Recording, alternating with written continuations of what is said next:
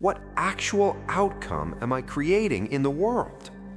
Most people can't answer this because they've been so busy optimizing the how, they've forgotten the why. You wake up at 5 a.m., cold shower, meditation, protein shake. You've got 17 productivity apps tracking your every move.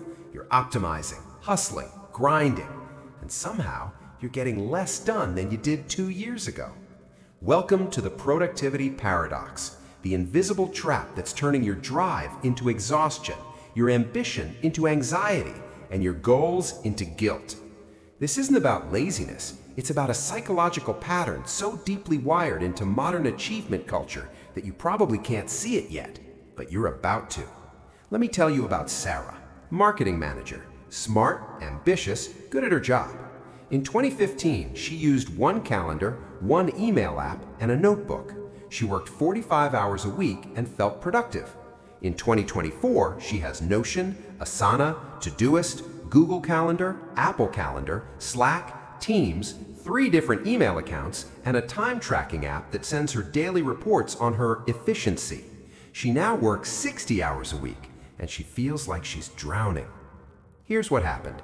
Sarah fell into the productivity trap, and it happened in 3 invisible stages. It starts innocently. You hear about a new productivity method, getting things done, Pomodoro technique, eat that frog, time blocking. It works for a week, maybe 2. Then it stops working, not because the method is bad, but because you've added complexity without removing anything else. So you find another method, another app, another system. And here's the trap.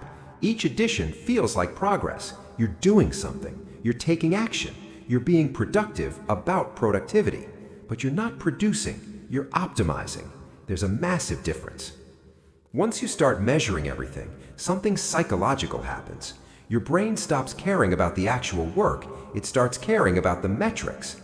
You check your daily step count more than you enjoy the walk. You track your reading pages instead of absorbing the ideas. You monitor your work hours instead of evaluating your actual output. This is what psychologists call surrogate endpoint syndrome, when the measurement replaces the meaning. You're no longer writing to communicate, you're writing to hit your word count. You're no longer exercising to feel strong, you're exercising to close your rings. The trap isn't the tracking. The trap is that tracking creates the illusion of achievement while preventing actual achievement. Here's where it gets dangerous. Your brain has a cognitive bias called effort justification. Basically, the harder something feels, the more valuable you think it is. So when you're juggling 12 different productivity systems, attending optimization webinars, and color-coding your calendar with 7 different priority levels, it feels important. It feels like serious work. But it's not work. It's work about work. It's the trap. And your nervous system can't tell the difference between productive stress and pointless stress. It just knows you're exhausted. Let's talk about why this trap is so invisible, why smart, self-aware people fall into it without realizing. There are 3 psychological mechanisms at play. First, there's what I call the progress paradox. Your brain rewards you for the feeling of progress, not actual progress. When you check off a task, even a meaningless one, your brain releases dopamine. When you reorganize your to-do list for the 3rd time this week, you get a little hit of accomplishment. Harvard researcher Teresa Amebel spent years studying workplace motivation. She found that people feel most motivated by the perception of progress, not actual progress, the perception. This is why you can spend 3 hours setting up the perfect productivity system and feel amazing, even though you just wasted 3 hours you could have spent doing actual work. Your brain thinks, I'm making progress on productivity, but you're not. You're procrastinating with extra steps. Second, there's the control illusion. Psychologists call this locus of control anxiety. When life feels chaotic, when you can't control outcomes, your brain desperately searches for something you can control. You can't control whether your project succeeds, but you can control whether your calendar is perfectly time-blocked. You can't control whether you'll reach your big goal, but you can control whether you wake up at 5 a.m. You can't control whether your work will matter, but you can control whether you've checked off every item on your list. So you optimize the controllables. You create elaborate systems. You track everything. and you mistake this control for progress. But here's the brutal truth. Controlling your inputs doesn't mean you're creating valuable outputs. Third, and this is the deepest level, there's the identity trap. Somewhere along the way, productive person became part of your identity. Not person who creates valuable things, not person who achieves meaningful goals, just productive person. And once something becomes your identity, your brain will defend it, even if it's destroying you. When someone asks, "How are you?" and you respond, "Busy," with a weird mixture of exhaustion and pride, that's the identity trap. When you feel guilty for relaxing, that's the identity trap. When you can't watch a movie without also scrolling on your phone because just watching feels unproductive, that's the identity trap. You're not trying to accomplish things anymore. You're trying to feel like the kind of person who accomplishes things. And that feeling requires constant performance, constant optimization, constant busyness. Let me be direct about what this trap costs you. Real productivity requires deep focus, the kind of focus where you lose track of time, where you're not thinking about productivity, you're just doing the thing. But you can't achieve that state when you're checking your time tracking app every 15 minutes, when you're switching between 7 different task managers, when you're trying to optimize while you work. Neuroscientist Cal Newport found that it takes an average of 23 minutes to fully return to deep focus after an interruption. Every time you check your productivity dashboard, you're not optimizing, you're sabotaging.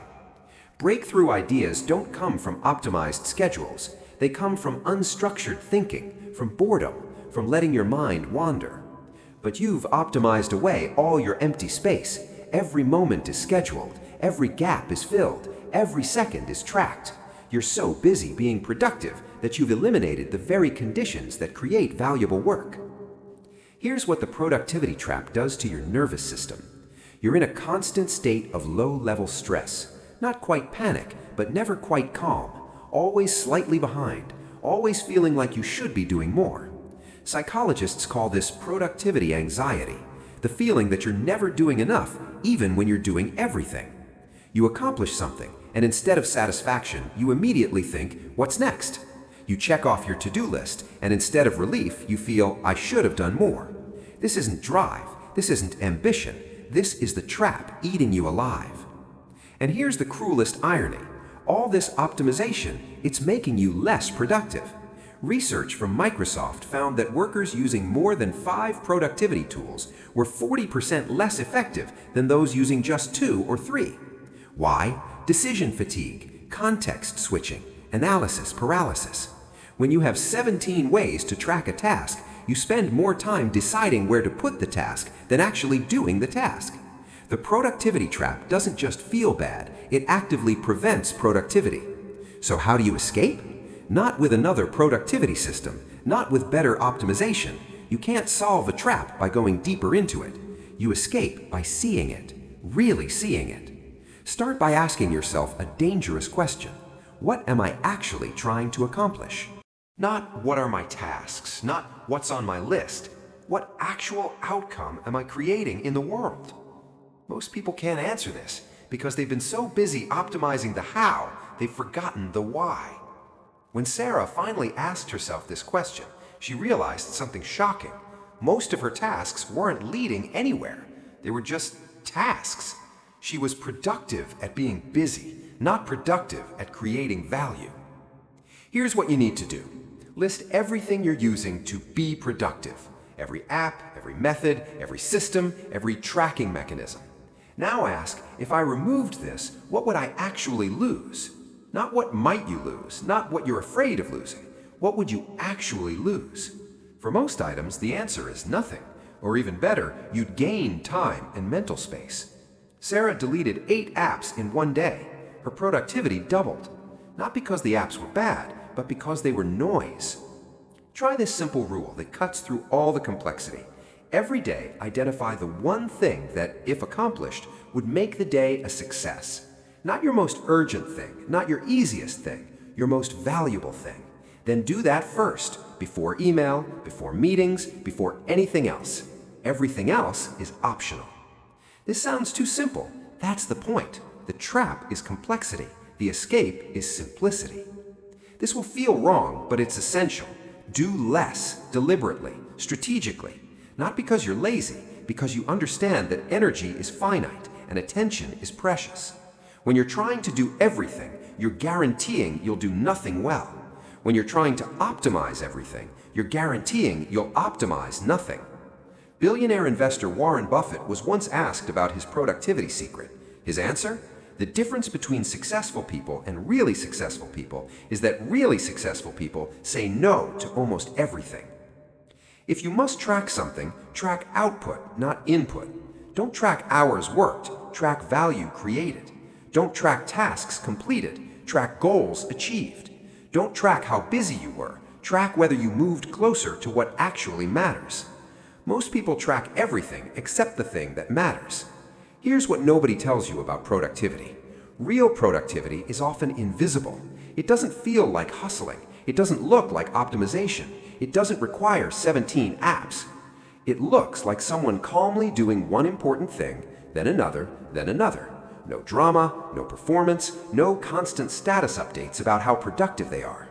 The productivity trap convinced you that achievement requires complexity, that success requires suffering, that value requires visible effort. But the opposite is true. The most productive people aren't the ones with the most elaborate systems. They are the ones who've eliminated everything except what matters.